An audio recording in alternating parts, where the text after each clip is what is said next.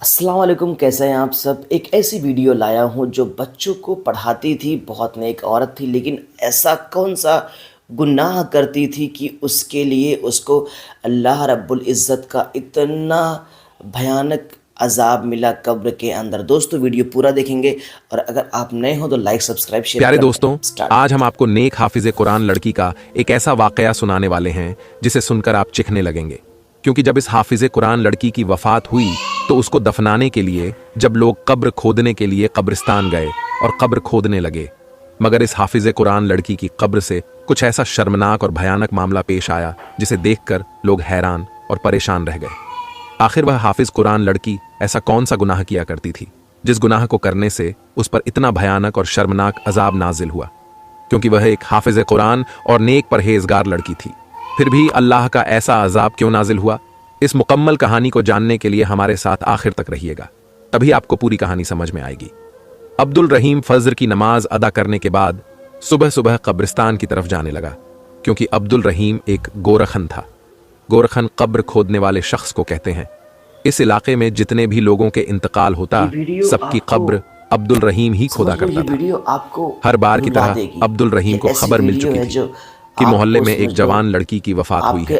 अब्दुल रहीम कब्र खोदने के लिए अपने साजो सामान लेकर घर से निकल पड़ा, मगर अब्दुल रहीम जब कब्रिस्तान पहुंचे और बताई हुई जगह पर कब्र खोदने के लिए गया तो उसे अजीब सा महसूस हुआ। अब्दुल रहीम को ऐसा लग रहा था जैसे कोई अनहोनी होने वाली है। इसे अपने वजूद में एक अजीब सी सनसनी महसूस हुई। ऐसा लग रहा था जैसे पैरों पर भारी पत्थर रख दिए गए हों। अब्दुल रहीम को गुजरते ही बता दिया गया था कि एक हाफिज़े कुरान लड़की की वफात हो चुकी है। इसीलिए मैयत के घर वालों ने कहा था कि जल्दी जल्दी कब्र को खोद देना, ताकि दफन में किसी तरह की देरी ना हो। गोरखन की उम्र 35 से 40 साल थी। जब इस नौजवान लड़की की मौत की खबर सुनी तो अब्दुल रहीम इन्ना लिल्लाही व इन्ना इलैही राजिऊन पढ़ने लगा और कहने लगा कि मेरे परवरदिगार, मुझे यकीन है कि यह तेरी बहुत ही नेक बंदी होगी। मैं खुशनसीब हूं कि एक नेक मयत, एक हाफिज़े कुरान लड़की की कब्र को अपने हाथों से खोदूंगा। बस इस नेकी के बदले मेरे गुनाहों को माफ कर देना जो मैंने जाने अनजाने में किए हों। अब्दुल रहीम अपना काम करने लगा, यानी कब्र खोदने लगा। मगर जो बात उसे अजीब लग रही थी वह उसके दिल की बेचैनी थी। आज से पहले जब कभी भी वह कब्र खोदने के लिए जाता था तो इस तरह का कुछ भी महसूस नहीं होता था। अब्दुल रहीम का कदम बारी हो चुका था। अब्दुल रहीम यही सोच रहा था कि पहले भी इसने इस कब्रिस्तान में सैकड़ों कब्रें खोदी थीं, लेकिन उसे जमीन पहले से ज्यादा सख्त महसूस होने लगी थी। कई मर्तबा उसने औजार मारे, लेकिन पत्थर ही पत्थर निकलकर सामने आ रहे थे। अब्दुल रहीम यही समझ रहा था कि शायद यह जमीन पत्थरेली है। इसलिए अब्दुल रहीम ने सोचा कि थोड़ी दूसरी जगह पर कब्र खोदते हैं, शायद वहां पर पत्थर ना हो। लेकिन जैसे ही दूसरी जानिब से कब्र खोदना शुरू की तो उसके सामने ऐसा मंजर आया जिसे देखकर अब्दुल रहीम पसीना पसीना हो गया। अपनी आस्तीन से माथे पर आया पसीना साफ करने लगा और सोचने लगा कि या अल्लाह, यह क्या है? मेरी कुछ भी समझ में नहीं आ रहा है। इस कब्रिस्तान में सैकड़ों कब्र आज से पहले खोद चुका हूं, लेकिन आज से पहले कभी भी इस तरह का मंजर मैंने नहीं देखा। अब्दुल रहीम घबराने लगा। घबराहट के मारे दिल की धड़कन तेज महसूस हो चुकी थी, मगर गहरी सांस लेता रहा और वहीं एक जगह बैठ गया और पसीना साफ करने लगा।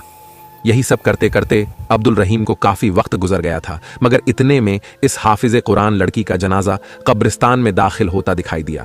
तारीख का शायद ये पहला जनाजा था जिसमें मर्दों से ज्यादा 6 साल से लेकर 13 साल के बच्चे शरीक थे। सबकी आंखें रो रो कर सुर्ख हो चुकी थी।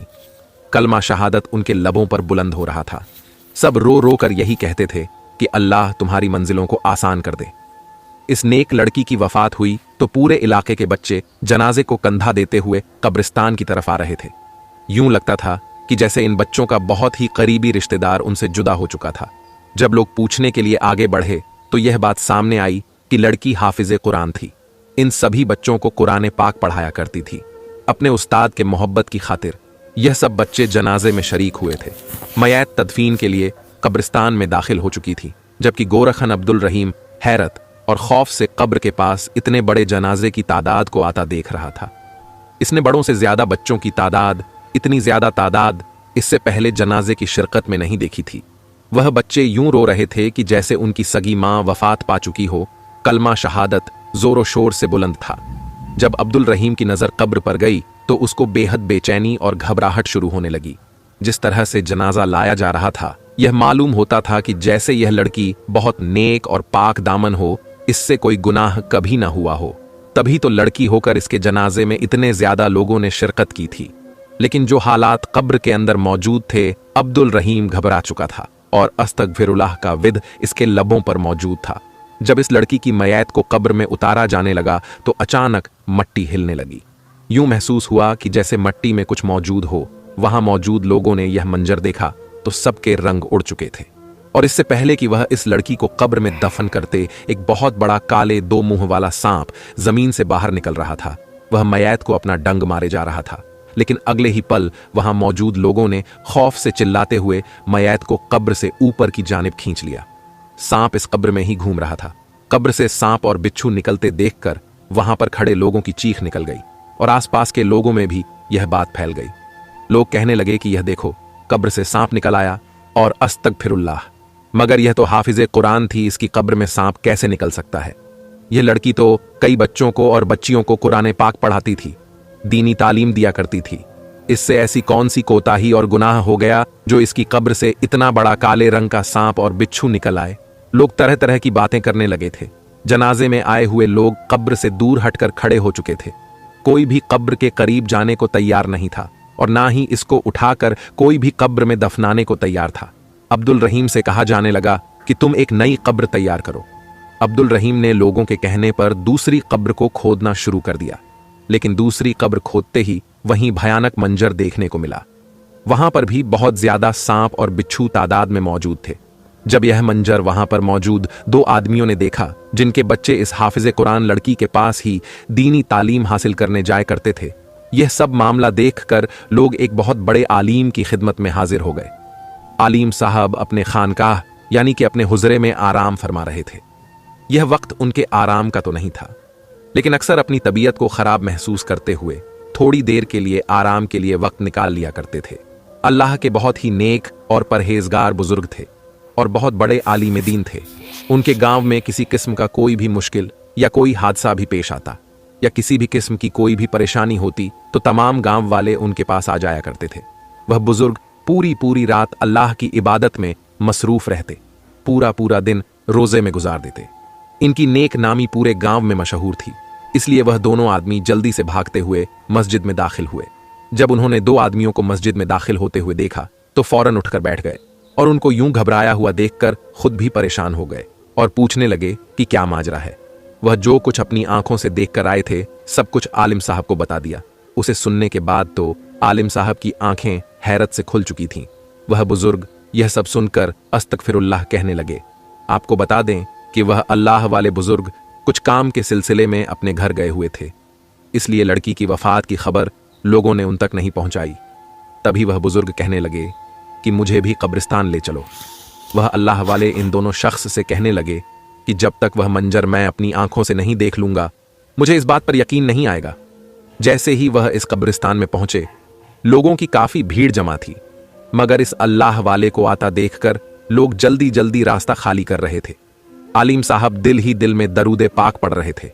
वह सोच रहे थे कि अल्लाह खैर करें, आखिर ये क्या हुआ है। आलिम साहब ने एक नजर लड़की की मयत पर डाली और दूसरी तरफ वहां पर मौजूद खड़े लोगों की जानिब डाली। एक तरफ बच्चे खड़े हुए थे, कोई भी मयत के करीब नहीं जा रहा था। आलिम साहब ने जब कब्र में जाकर देखा तो उनका वजूद कांप चुका था। एक शख्स आगे बढ़ा और आलिम साहब की खिदमत में सलाम पेश किया, फिर कहने लगा, भाइयों ये बहनों, ये वीडियो मुझे पता आपको बहुत कुछ सीख देकर जाएगी और अगर ये वीडियो पूरी देखनी हो आपको तो इसकी ओरिजिनल लिंक जो है डिस्क्रिप्शन में दी है, वहाँ जाके आप पूरी वीडियो देख सकते हो। आज की वीडियो यहीं तक है और जो मैं कल वीडियो लाऊंगा, जो इसके पहले लेके आऊँगा, ये सारी वीडियोज़ जो है बहुत ही इबरतदायक और एक सीख देने वाली वीडियो है। दोस्तों लाइक सब्सक्राइब करना बिल्कुल ना भूलें। इस्लामिक दुनिया नेटवर्क्स, शुक्रिया। अस्सलाम वालेकुम।